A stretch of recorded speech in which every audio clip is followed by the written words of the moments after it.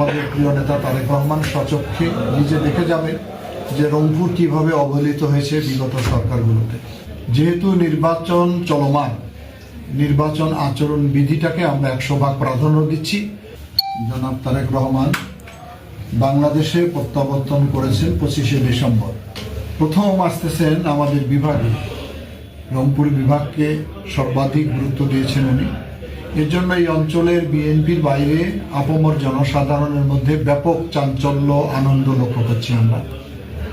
যেহেতু নির্বাচন চলমান, নির্বাচন আচরণ বিধিটাকে আমরা 100% প্রাধান্য দিচ্ছি এবং প্রত্যেক নেতাকর্মীকে আমরা এখানে সতর্ক থাকার জন্য জানিয়েছি কোনোভাবেই যাতে নির্বাচন আচরণ বিধি লঙ্ঘন না হয়।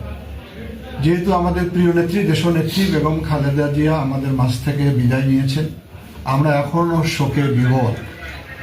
সেই দিকটা বিবেচনা করে উনি রংপুরের বীর সন্তান আবু সাইদের কবর জিয়ারতের মধ্য দিয়ে রংপুর বিভাগের কর্মসূচিতে উনি অংশগ্রহণ করবেন।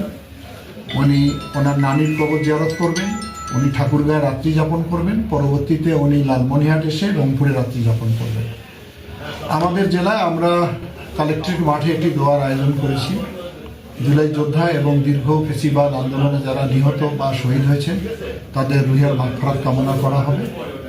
আমি মনে করি যে এই আগমনের মধ্য দিয়ে এই অঞ্চলের বৈষম্য অঞ্চল হিসাবে পরিগণিত, আমরা উন্নয়ন থেকে বঞ্চিত।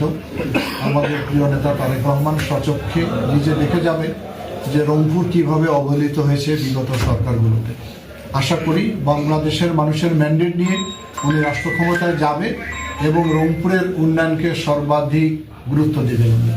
উনি কথা বলেছেন তিস্তা আন্দোলনে যে তিস্তা মহাপরিকল্পনা কোন সরকার করবে কি করবে না আমরা জানি না, কিন্তু বিএনপি রাষ্ট্র ক্ষমতায় গেলে এটি অগ্রাধিকার ভিত্তিতে আমরা বাস্তবায়ন করব। আমরা সেই আশা নিয়ে বুক বেঁধে আছি, কারণ সব সরকারই আমাদের সঙ্গে প্রতারণা করেছে। এই অন্তর্বর্তীকালীন সরকারও কথা দিয়ে 1 জানুয়ারি কাজ শুরু করেন। আমরা আশা করি আমাদের প্রিয় নেতা এই 2 কোটি মানুষের দুঃখ দুর্দশা লাঘবের জন্য এই পরিকল্পনার কাজ উনি হাতে নেবেন।